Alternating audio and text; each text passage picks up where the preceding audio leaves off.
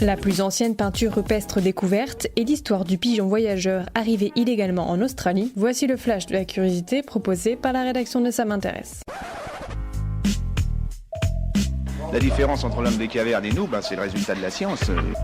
Et ce n'est pas une opinion, c'est de la science. Notre monde n'est pas si moche.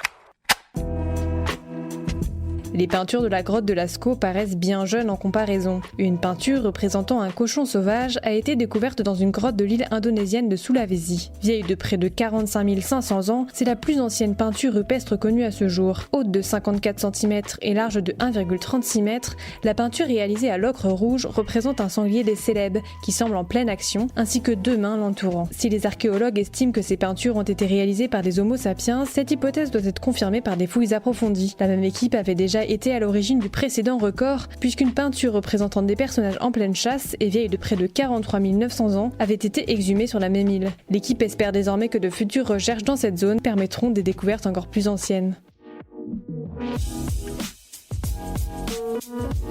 Super, j'adore. Alors écoute-moi bien, je vais essayer d'être clair avec toi. Ouais, génial.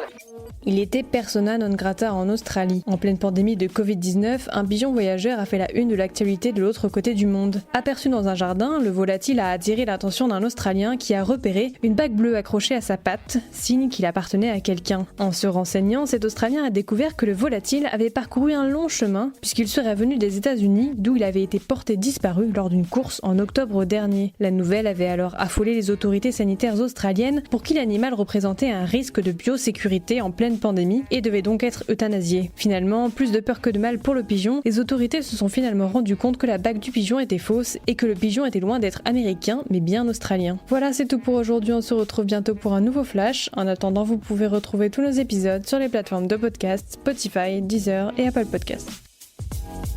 Voilà. Il ne reste plus qu'à vous remercier de votre attention. Au revoir.